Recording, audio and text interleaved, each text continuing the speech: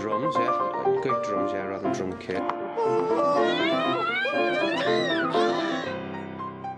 Cross Hill School is a secondary school in Blackburn, Lancashire, and was the first special school in the country to gain Phase 2 Specialist Technology College status.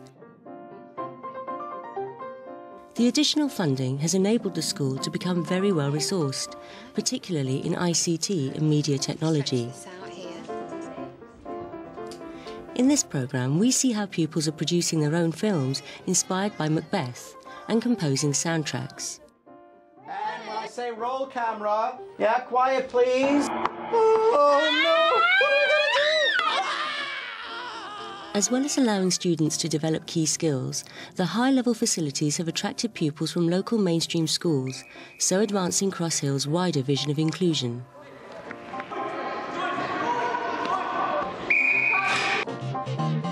Bring that one up there, that's it.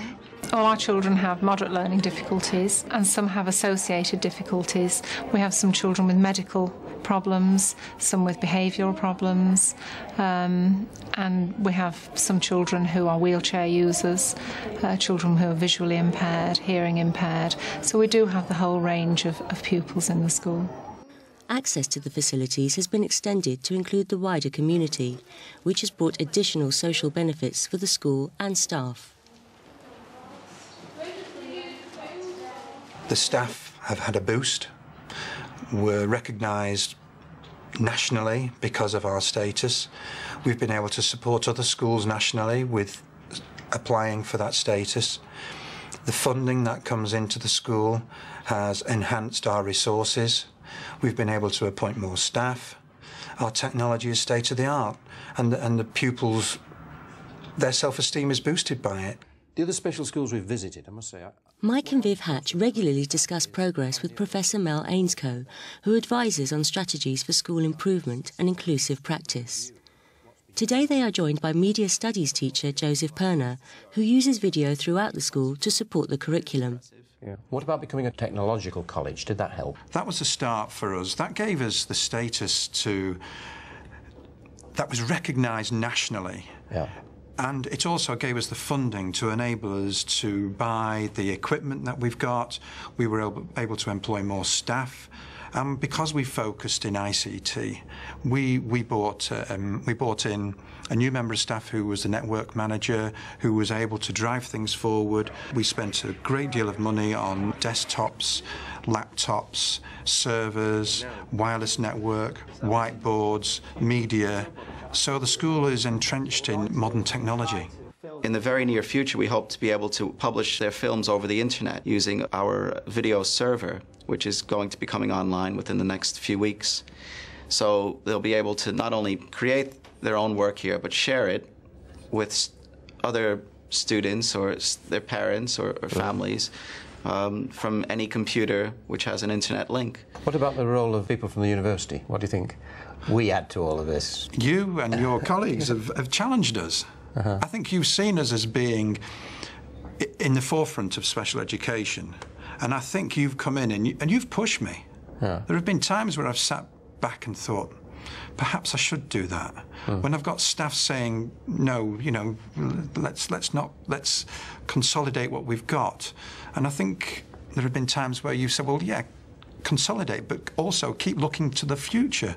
It seems to me one of the great strengths of your work is where you've created in the school here a capacity for using technology for learning in all sorts of ways, which means that everybody in the school, not just the adults, but the children are so confident in using technology, aren't they? I think if you can create a niche for yourself whereby you develop a lot of expertise and you have a lot of resources that can be shared with other schools. The mainstream. So I use Mel in a way as a mentor and somebody who can make me think outside of the box. Mel became involved with the school 4 or 5 years ago, and he was very impressed with the work that our students were doing, in particular with ICT.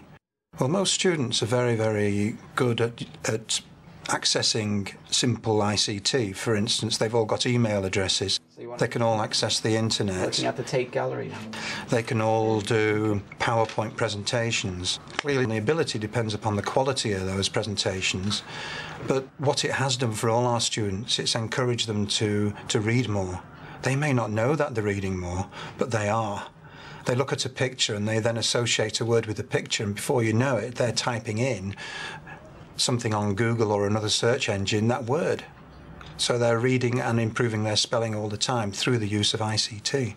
It seems to me your school is one of the special schools nationally that's really been pushing forward the inclusion agenda, and of course your partnership with the other group of special schools nationally as part of the Specialist Schools Trust has really helped us to learn from their experience as well in that sense, really.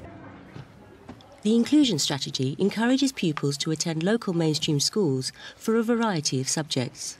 We purchase the uniforms of the schools they're going into, and our children change into the uniform and go into the lessons so they don't stand out, they look exactly the same. Our aim is for all our children at some point to have a mainstream inclusive link. We choose children at the moment who we think have an aptitude, a particular love of something, to go into the mainstream school to study it. Jack and Stephen were highlighted as two particularly sporty lads. They said they would like to go to do the GCSE.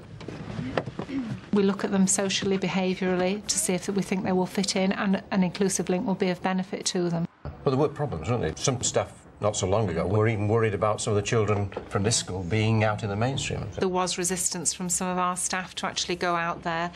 I think because they were afraid of going out. They were also afraid of taking our children out of a safe environment into an unknown environment.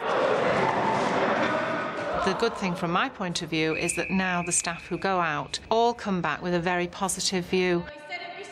And my vision is that wherever the need is for something, that we between the schools can fulfil the learning needs, the social needs of the children. Stephen and Jack come down to Cross Hill to take part in the GCSE PE course. They come down to get specialist tuition for theory and practical for myself and the other members of the PE department. For their self-esteem, it's wonderful because they're going down and showing that they have skills that they can use. And for the Our Ladies pupils, it's great because they're seeing that, yes, we've got skilled people in our school as well, you know, who have got talents and they can share. And friendships are formed by them. They go down there and they just mix in with them, they all chat together. In some cases, they actually make friendships that last outside school as well, which is always a problem for pupils in special schools because they don't always go to the school in their neighbourhood. So it's lovely if they can be mixing with pupils from all the different areas, and then they do have friends in the neighbourhood from the mainstream school.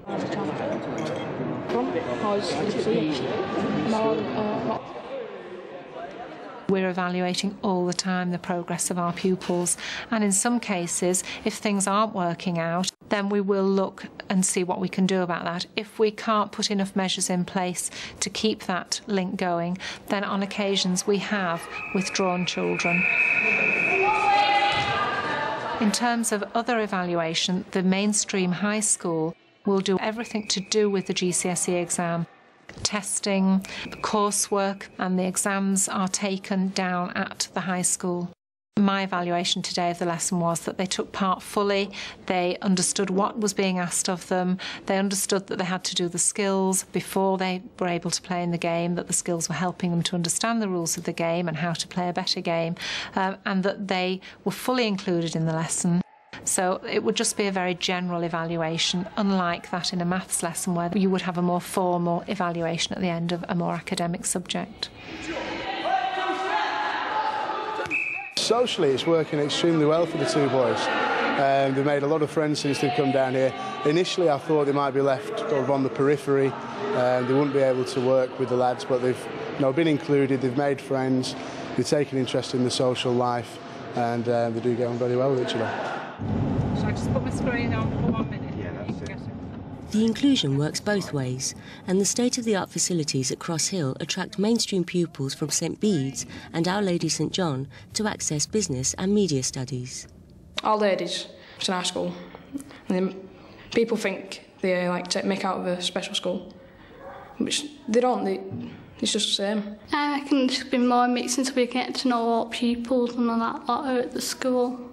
Yeah, there should be more inclusion so we could get to know them a lot better instead of just walking past them in the corridors and stuff like that. I think now that we have this mix of the schools and our pupils are going out more and more into mainstream schools, that they feel, no, I can do the same as these other students. They are mixing. You also in have fully. students sometimes who are going to the mainstream and are actually more successful academically than some of the students there. Yeah, we've had that happen in several cases. In terms of examination results? Oh, we got a girl who got a B in her GCSE ICT this year, you know, in a mainstream school. I think one of the problems has been that there's not been clarity amongst people as to what we mean when we say inclusion. There seems to be so many different versions of what inclusion means. I think we see a lot more children having an opportunity to go out to other schools, and to me that's what inclusion is. It's, I think, an opportunity to see the way other students learn and mix in with other students, and instead of staying just here at Cross Hill School, and move beyond that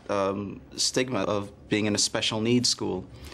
And other than that, we have mainstream students coming to us now, which I think balances the equation. So we have our children going out and other children coming in. I used to be a head teacher of a special school, not dissimilar to this, a long time ago.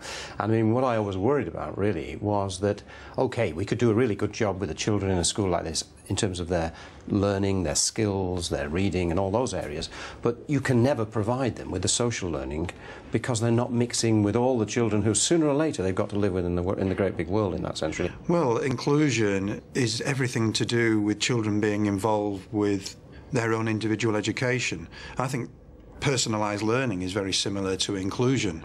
That's the big fashion, of course, now. Yes, it is. But when you think of personalised learning, it's looking at individual needs and an appropriate education for individual students. This week, pupils throughout the school are accessing the curriculum in a variety of Macbeth projects. That's it. We all spread out. We've all got loads of room. Right, up, nice and tall. Debbie Milner, a peripatetic dance teacher, is encouraging pupils to explore the dramatic themes. Well, we differentiate the curriculum all the time. An instance could be our Year 8 and 9 students are studying Macbeth. Now, the way I believe Macbeth would be taught is the traditional way, with a book in front of you with maybe a little bit of creativity with some acting and so on, and watching a film maybe. But we've integrated it throughout the curriculum, so they've been looking at Macbeth when they've been doing PE. Hands out your pockets. Looking at me. Was finding a different route into understanding Macbeth through movement and dance. So we did Proud and Strong and Brave Macbeth last time, so today we were doing about how the evil spirits take over Macbeth. Strong movements, no soggy chip. I've not changed the workshop so much from what I would do in the secondary school around the corner, for instance. It's just that maybe I might take a little bit longer, or we might work a little bit more on performance, watching each other and appreciating what we're doing. I keep records of what we've done and I ask the children how much they're appreciating it and what they've enjoyed doing, and at the end we can video it so we can watch what we've achieved, what we've started out and what we've achieved in the end. The dramatic theme is developed in Joseph Perner's media classes, where years 9 and 10 are using special effects and music to access Macbeth. Did you see that when we did Alien High School and the boy came through the door and he had those trails behind him? It looked like he came through the door, didn't it? You could use this blue screen in many different ways to make special effects. I've taught GCSE Media Studies and A-Level Media Studies. For those courses, the students have to produce a tremendous amount of written work, and many of the students are turned off by that. Whereas our students here are studying the same things, the same concepts, they're learning the same theory, but they're putting them into practice. And as you can tell, they're excited by it. They find it probably one of the most exciting things they do here in school.